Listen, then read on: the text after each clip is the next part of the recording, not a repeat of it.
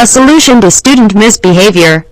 Everybody knows that student misbehavior is a big problem for many teachers, especially the new ones. To just keep calm in class, some teachers have to use force and others threats. As for the most fragile among them, i.e., women, they find no other means than to leave the classroom and go crying at the headmaster's office.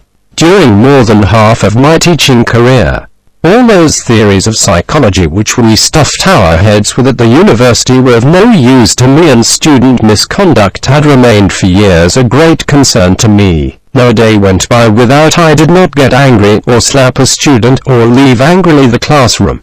The worry of having to teach a hard class was such that I felt sad and stressed during half a month before every back to school. But in recent years, by dint of seeking solutions, the internet has been of great help. I managed to create some behavior evaluation rubrics that allowed me to manage wonderfully my classes. Believe me, with the use of such tools, even the most unruly among students become docile as little lambs. All a teacher has to do is to carefully prepare a code of conduct, a list of do and do not, and a rubric of continuous behavior evaluation, a register of code of conduct violations, see models and explanations for implementation. So that the trick works, students have to know about the existence of a code of conduct they must respect in the class.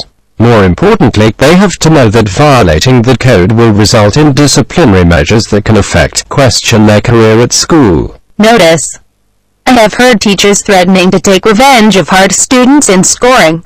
Some others resort to another kind of revenge, giving hard classes extremely hard tests and exams to lower their marks. Of course, all this is not fair.